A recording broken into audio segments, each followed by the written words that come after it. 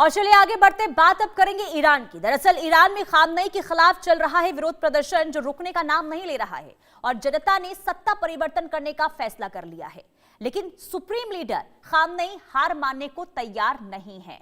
अपनी कुर्सी बचाने के लिए उन्होंने बड़ा पैंतरा अब चल दिया है। उन्होंने प्रदर्शनकारियों के खिलाफ सजाए मौत का फरमान जारी कर दिया है। उन्होंने ऐलान यह किया है कि ईरान ने विद्रोहियों को खुदा का दुश्मन माना जाएगा। इस कानून के तहत आरोपियों को फांसी पर लटकाया जाएगा। ये क्रूर सजा सिर्फ सड़कों पर दिखने वाले प्रदर्शनकारियों तक सीमित नहीं होगी, बल्कि प्रदर्शनकारियों की मदद करने वाले लोगों पर भी लागू होगी। ईरान में इंटरनेट और टेलीफोन सेवाओं पर पूरी तरीके से पाबंदी है और ईरान में 15 दिन से जारी हिंसक विरोध प्रदर्शन में अब तक 538 लोगों की मौत भी हो चुकी है, जबकि 10,000 से ज्यादा लोगों को हिरासत में लिया गया है। उधर अमेरिका खुलेआम प्रदर्शनकारियों को समर्थन दे रहा है, जबकि ईरान ने अमेरिका को चेतावनी दी है कि अगर उस पर हमला किया गया तो वो अमेरिकी सैनिकों और इजराइल को निशाना बनाएगा। क्या ईरान से खामनेई को जाना ही होगा या फिर खामनेई अपने आखिरी दाव के जरिए हिंसक आंदोलन को दबाने में कामयाब हो जाएंगे? इसी मुद्दे पर हम खास मेहमानों के साथ चर्चा करेंगे और जानने की कोशिश करेंगे कि आखिर ईरान में क्या होने वाला है। हमारे साथ मेहमान जुड़ चुके हैं। Group captain UK Devnath defence expert के तौर पर जुड़े हुए हैं। डॉक्टर आचार्य जीतू सिंह ज्योतिषी हमारे साथ जुड़े हुए हैं। अब दोनों से ही जानने समझने की कोशिश करते हैं कि आखिर आगे हो क्या सकता है। सबसे पहले सर मैं आपके पास आऊंगी, group captain UK Devnath sir.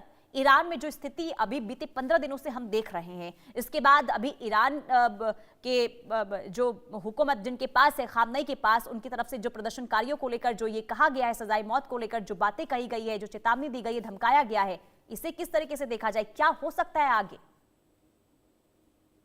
Netaji, Iran में हालात बहुत ही नाजुक हैं। अगले 24 घंटे में, अगले 48 घंटे में कुछ भी हो सकता है जी।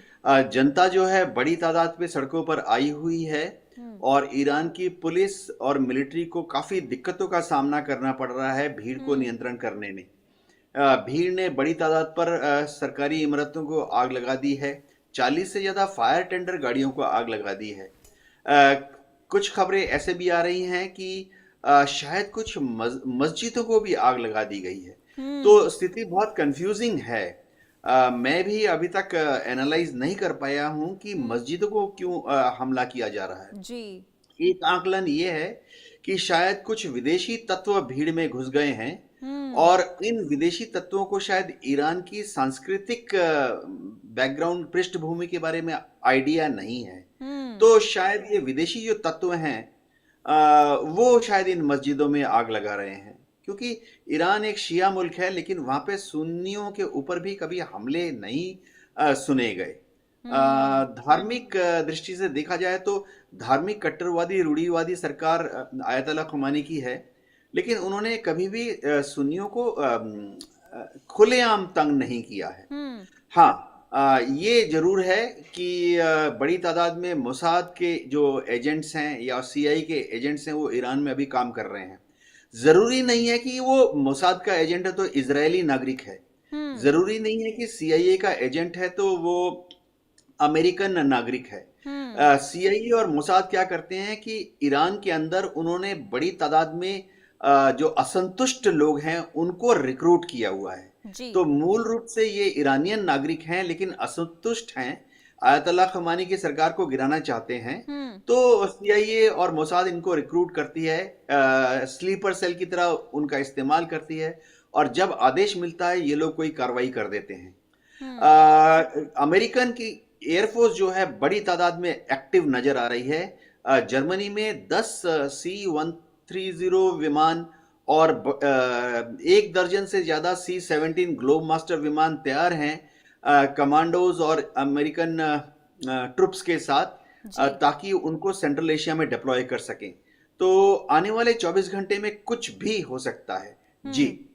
बिल्कुल। और देखिए क्योंकि बहुत ही ज्यादा ये बताती है कि स्थिति बहुत खराब है इस वक्त ईरान के अंदर। लेकिन अब जो आपने बताया कि कुछ भी हो सकता है, और जिस तरीके से मस्जिदों को आग के हवाले किया गया, यानी कि जो पहले से अंदेशा खामनेई की तरफ से जताया गया और ये कहा जा रहा है कि इजराइल और अमेरिका का हाथ है जो स्थिति बनी हुई है ईरान में, और बार बार धमकी भी दी जा रही है अमेरिका को कि अगर किसी भी तरीके से कोई कदम अमेरिका की तरफ से उठाया जाता है तो उसका जवाब भी दिया जाएगा। इसके बारे में आगे समझूंगी, लेकिन मैं आपके पास आती हूँ डॉक्टर आचार्य जीतू सिंह जी।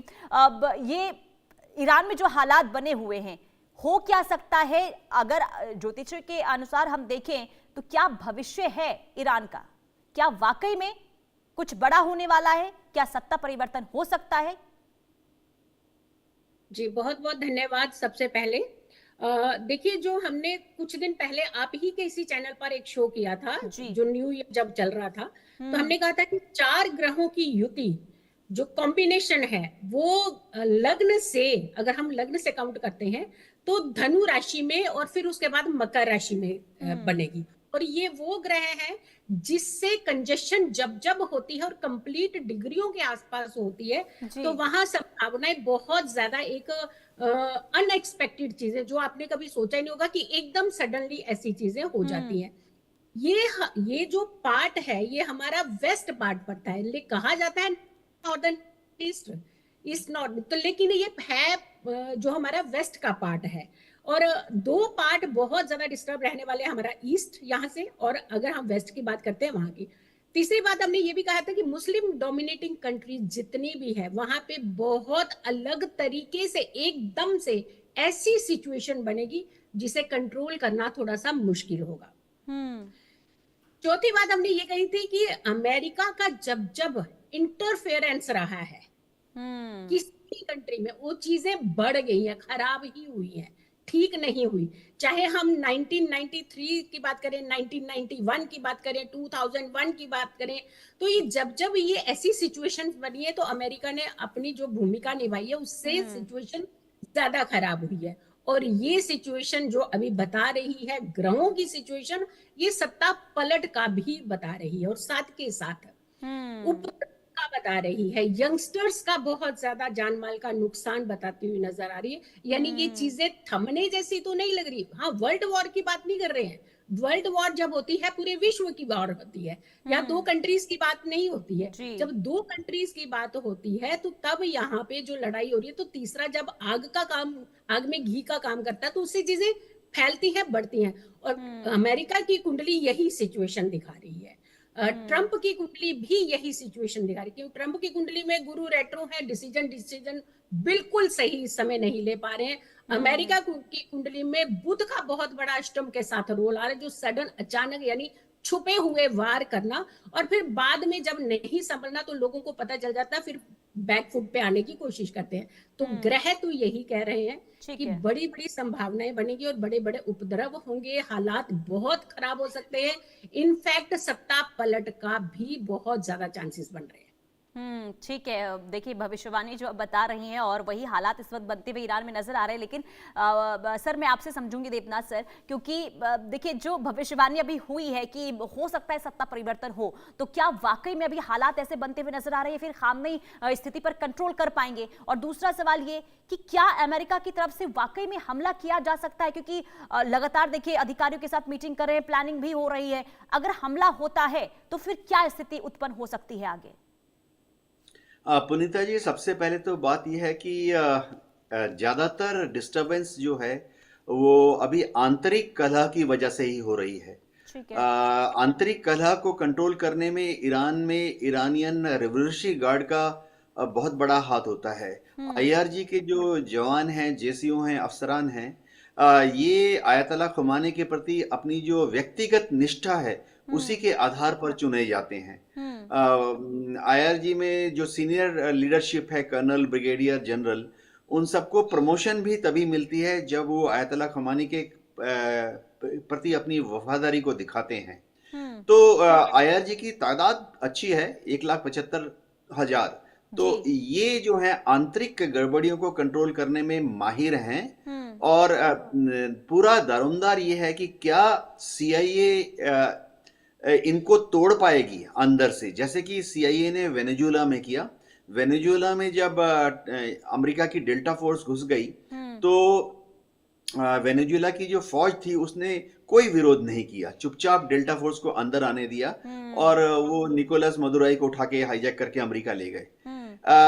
एक और फैक्टर जो इंपॉर्टेंट है कि क्या अमेरिका हमला करेगा। अमेरिका ने हमला करने की पूरी तैयारी कर ली है। दियागो गार्सिया में अमेरिका के B-2 बॉम्बर्स तैयार हैं। भूमध्य सागर में अमेरिका के दो एयरक्राफ्ट कैरियर तैयार हैं, जहां से किसी भी वक्त यूएस अपने फाइटर विमानों को ईरान की तरफ कूच करवा सकता है। इजराइल को भी अमेरिका ने स्टैंड बाय रहने के लिए कह दिया है कि जरूरत पड़ने पर इजराइल हर दिन एक दिन में 100 या एक दिन में 200 मिशंस ईरान के खिलाफ लॉन्च करे। इसके अलावा कतार में अमेरिकन सेंट्रल कमांड की बहुत बड़ी छावनी है, जहां पहले 10,000 ट्रूप्स थे, लेकिन अब कतार, Kuwait, UAE, Iraq, Abu Dhabi और सऊदी अरब, इन सब में 30,000 से ज्यादा अमेरिकन फौज जमा हो चुकी है। तो अगर अमेरिका हमला करता है तो जमीनी हमला क्या होगा, कि क्या नेवी से हमला होगा, क्या आसमान से हमला होगा। सबसे जो आसान काम लग रहा है यूएस के लिए वो है कि आसमानी हमला करे। अमेरिका के जो स्ट्रेटेजिक बमवर्षक विमान हैं वो ईरान पर हमला करें, जैसा कि पिछले साल जून में 12 दिन के युद्ध के समय 12वें दिन अमेरिका की एयरफोर्स ने किया था। इजराइल की एयरफोर्स मदद करेगी। जी। और देखिए, हमला होता है तो इजराइल ने पहले ही धमका दिया है कि हमला होगा तो कार्रवाई भी बहुत बड़ी होने वाली है। और देखिए, जब ईरान भी चुप नहीं बैठेगा, ये तो तय है, क्योंकि लगातार दोनों ही तरफ से जो प्रतिक्रिया सामने आ रही है, ऐसे में समझा जाए कि अगर अमेरिका हमला करता है तो हालात आने वाले दिनों में बिगड़ सकते हैं। खासकर कि भारत के लिहाज से अगर हम देखें तो भारत पर किस तरीके से इसका असर हो सकता है? जी, अगर हम भारत की कुंडली के हिसाब से देखते हैं तो हमारी वृष लगन की कुंडली है, और यहाँ तक गोचर की इस समय बात करते हैं, वो चल रहा है राहु का गोचर कुंभ राशि में। अब जब हम कुंभ राशि की बात करते हैं तो वो वेस्टर्न पार्ट की राशि है, यानी यहाँ पे इनको डिसीजन समझ ही नहीं आ रहा क्या कर रहे हैं। आंतरिक कला, जैसे कैप्टन साहब ने कहा कि आंतरिक कला, ये आंतरिक कला से ही ज्यादा डिस्टरबेंस इनकी होगी, और यही आंतरिक कला जो है अभी अमेरिका में भी आपको देखने को मिलेगी। क्योंकि ये जो फैसले लिए जा रहे हैं, ये ग्रहों की ऐसी इस समय डिस्टरबेंस चल रही है, प्लैनेटरी ऐसी हर्डल्स चल रहे हैं, जिसके चलते डिसीजन मेकर व्यक्ति नहीं हो पाता जब जो मुख्य भूमिका पर रहता है। और अगर हम कंट्री वाइड की बात कर रहे हैं तो ये सिचुएशन सितंबर तक बहुत ज्यादा बिगड़नी है, लेकिन 2028 तक ऐसी ही सिचुएशंस आपको अलग अलग कंट्रीज में, खास करके मुस्लिम डोमिनेटिंग कंट्रीज में देखने को मिलेगी ही मिलेगी। अच्छा। हाँ, जो हम वॉर की बात कर रहे हैं, हमने अगेन कहा ना, वर्ल्ड वॉर की जो बात कर रहे हैं वैसी सिचुएशन नहीं है, लेकिन काफी हद तक ऐसी सिचुएशन क्रिएट होगी। वर्ल्ड वॉर नहीं होगी, लेकिन सिचुएशन ऐसी ही रहेगी। जान माल का नुकसान, और इनका कहीं भी अमेरिका का पीछे मुड़ने वाला सिचुएशन इस समय नहीं दिख रहा है। ये और आगे बढ़कर के उनको सपोर्ट करेगा। इसी वजह से वहां के हालात बहुत ज्यादा बद से बदतर होने वाले हैं। और ये पूरी सिचुएशन ग्रह जो बता रही, क्योंकि हमारे ग्रहों की अगर हम कंजेशन की बात करते हैं, अब देखिए कमाल की बात, देखिए जो ग्रह जो आपस में कितनी 5 डिग्री के कंजेशन है इनके जी। अगर हम गुरु की बात करें 26 डिग्री का, सूर्य की बात करते हैं 25 डिग्री का, मंगल 25 डिग्री का, शुक्र 27 डिग्री, इतनी स्ट्रॉन्ग जो कंजेशन होती है। और खास करके ये ऐसे ऐसे भावों को रिप्रेजेंट कर रहे हैं, जैसे हम शुक्र करते हैं, हमारा लग्न है, हमारा भारत जो है बहुत सोच समझ कर डिसीजन लेने वाला एक व्यक्तित्व, एक पर्सनैलिटी, एक रिप्रेजेंटेटिव है हमारे देश के मुखिया। तो ये डिसीजन बहुत सोच समझ करके लेंगे, लेकिन हमारे भारत का नुकसान होता हुआ नहीं नजर आ रहा है। इनफैक्ट हो सकता है कि उन कंट्रीज के बीच में कुछ मध्यस्थता बनेगी, बट कंट्रोल नहीं होगा। मध्यस्थता बनाने की कोशिश की जाएगी, लेकिन कंट्रोल से बाहर की सिचुएशन सितंबर तक तो बहुत ज्यादा हालात खराब जैसे ही दिख रहे हैं। ठीक है, और अब इसी को हम आगे समझते हैं। यूके देवनाथ सर, अब देखिए अंदरूनी कलह की जो वजह सामने आ रही है, जो हालात इस वक्त ईरान में बने हुए हैं, सवाल ये कि आखिर खामनेई अंदरूनी कलह को क्या भाप नहीं पाए, और जो अभी हालात बने हुए हैं इसको क्या कंट्रोल करने में नाकामयाब साबित हो रहे हैं, या फिर अब क्या समझा जाए इसे देखकर? क्योंकि देखिए लगातार सुरक्षा बलों पर भी वहां पर हमले हो रहे हैं, जाने जा रही है, हत्या की जा रही है, तो इसे किस तरीके से देखा जाए? क्या कहीं ना कहीं कमी रही है तमाम चीजों को भाप पाने में ईरान की? पुनीता जी, 1979 के पहले ईरान में शाह ऑफ ईरान थे। अब वो नरमपंथी थे, अमेरिका के वश में थे। अब ज्योतिष की बात हो रही है तो पश्चिमी सभ्यता को फॉलो करते थे। ईरान में थोड़ी आजादी थी, महिलाओं के ऊपर कोई अंकुश नहीं था। लेकिन 1979 में जब आयतुल्लाह खुमानी जो थे, उन्होंने रिवोल्यूशन हो गया और वो सत्ता में आए, तो उसके बाद वहां धार्मिक रूढ़िवादिता का एक प्रचलन हो गया। हर चीज को, नियम कानूनों को पुराने नियमों के अनुसार चलाने की कोशिश की गई। महिलाओं के ऊपर दबाव आया कि वह बुर्का पहने, हिजाब पहने। हिजाब पहना है तो सामने इस तरह से पहनना है कि एक भी बाल सामने कपाल पर नजर ना आए। तो इससे ईरान की जो महिलाएं थी, खासतौर से पढ़ी लिखी महिलाएं थी, बहुत परेशान थी। एक और बात थी कि ईरान में जब 1979 का रिवॉल्यूशन हुआ तो बड़ी तादाद में जो ईरान के पढ़े लिखे तबके थे, डॉक्टर्स, इंजीनियर्स, चार्टर्ड अकाउंटेंट, बुद्धिजीवी, प्रोफेसर्स, ये ईरान छोड़कर भागने के लिए विवश हो गए और ज्यादातर यूरोप या अमेरिका में जाके सेटल हो गए। तो यूरोप और अमेरिका में जो बड़ी तादाद में ये पढ़े लिखे और आमतौर पर वेल टू डू और ये तस्वीर आपको दिखा रहे हैं अन्वेषा सैटेलाइट की सफल लॉन्चिंग। ये सीधी तस्वीर, ये लाइव तस्वीर आपको दिखा रहे हैं अन्वेषा सैटेलाइट की लॉन्चिंग। और प्रथम चरण का निष्पादन पूरी तरह सामान्य, के लिए बहुत बड़ी ये तस्वीर हम ये अनुकरण करता हुआ जा रहा है, रचने जा रहा है। और इसरो ने अन्वेषा सैटेलाइट लॉन्च कर दिया है, ये सफल लॉन्चिंग हुई है। ये आप समझिए बहुत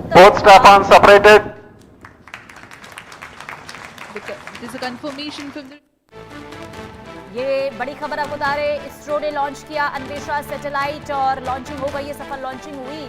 और इसके बाद तालियों की गूंज भी आप वहां पर सुन रहे थे। तैयारी यहां पर की गई और इसके बाद सफलतापूर्वक सैटेलाइट की लॉन्चिंग बूस्टर को यहां से पृथक कर दिया गया है तथा कोर बूस्टर अभी भी प्रज्वलित है। Shah station continues to track and Trivandrum station beginning to acquire trajectory data. इस दौरान कोर बूस्टर 4800 किलो न्यूटन का प्रणोद उत्पन्न करता है और यान का दिशा निर्धारण करते हुए उद्दिष्ट कक्षा की ओर जा रहा है। Second stage ignited +2 minute. प्रथम चरण को यान से पृथक कर दिया गया है तथा द्वितीय चरण प्रज्वलित हो चुका है। The first stage has completed its operation. The relative velocity at this time is 1.7 kilometers per second.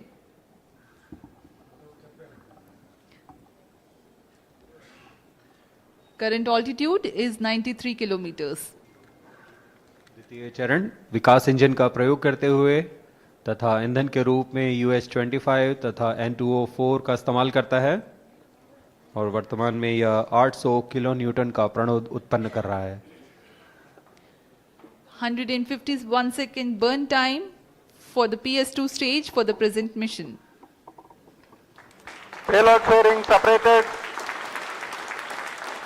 अब यान की ऊंचाई 123 किलोमीटर हो चुकी है। अब यह घने वातावरण से बाहर जा चुका है, इसलिए यान से ऊष्मा कवच को पृथक कर दिया गया है। द्वितीय चरण अभी भी प्रज्वलित है। 2 major flight events upon clearing the dense Second atmosphere. stage performance normal. The payload fairing has been jettisoned and closed loop guidance is initiated and PS2 continues to develop thrust.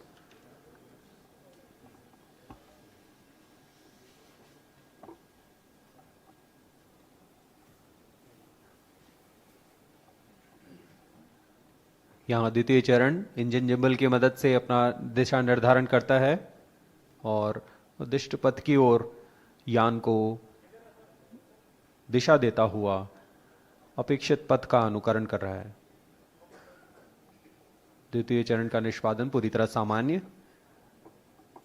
अब यान की ऊंचाई 265 किलोमीटर तथा सापेक्ष गति 3 Second kilometre stage प्रति second हो performance चुकी है। normal. The PS2 was powered by the Vikas engine, which develops 800 kilonewtons thrust. The trajectory of the vehicle closely follows the expected trajectory.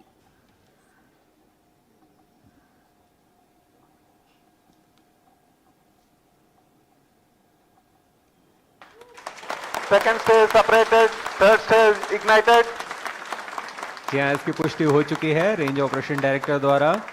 द्वितीय चरण को सफलतापूर्वक यान से पृथक कर Third दिया गया stage है performance normal. तथा तृतीय चरण का प्रज्वलन शुरू हो चुका है और वह सामान्य निष्पादन कर रहा है। We are 4 minutes 45 seconds past the liftoff. The third stage of PSLV, the PS3, the solid propellant stage, has commenced its operation. Rocket is at 250 kilometers 5 altitude.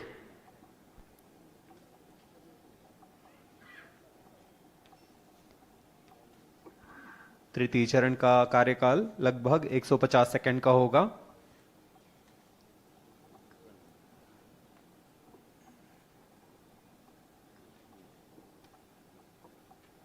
यह ठोस नोदक पर आधारित चरण है।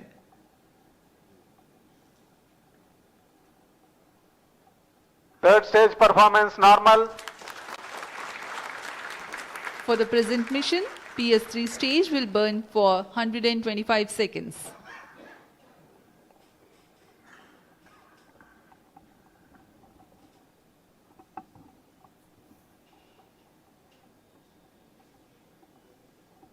यह मिशन पोलर ऑर्बिट के लिए है। इसमें सभी उपग्रह सूर्य समकाली कक्षा में भेजे जा रहे हैं Plus 6 minutes. जो कि भू प्रेक्षण के लिए सर्वथा अनुकूल होता है। दक्षिणी दिशा की ओर यह प्रमोशन होने की वजह से प्रथम कक्षा में महत्वपूर्ण कार्रवाई। तो ये तस्वीर हम आपको दिखाते हैं सीधी लाइव, जहां चरण दर चरण कैसे सैटेलाइट आगे बढ़ता हुआ सफलतापूर्वक कैसे लॉन्चिंग हुई, इसकी तस्वीर लगातार वहां पर साइंटिस्ट जो है वो देखते हुए नजर आ रहे थे। बहरहाल वक्त एक छोटे से ब्रेक का और मेहमान हमारे साथ जुड़े हुए थे। आप दोनों का बहुत शुक्रिया चर्चा में जुड़ने के लिए। फिलहाल रुकते हैं एक छोटे से ब्रेक के लिए।